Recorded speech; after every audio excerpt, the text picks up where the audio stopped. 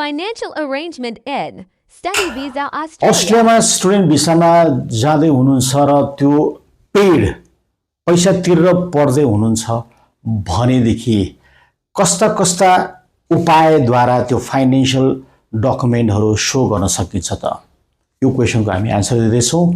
सबभन्दा पहिला नेपाली माझमा लोकप्रिय भनेको एजुकेसन लोन, जुन बैंकले प्रोभाइड गर्दछ, ए क्लास बैंकले, त्यो एक्सेप्टेबल भयो। दोस्रो कुरा, तपाईले लामो समयको बैंक स्टेटमेन्टलाई पनि प्रयोग गर्न सक्नुहुन्छ। दोस्रो उपाय त्यो भयो।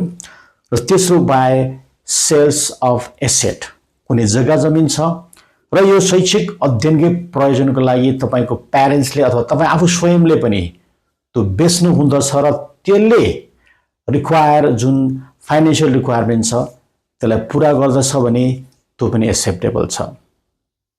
र यी र यस्तै महत्त्वपूर्ण जानकारीको लागि गुडविल कन्सल्टका सामाजिक सञ्जालहरू फेसबुक, युट्युब, टिकटक लगायतलाई फलो गर्नुहोला।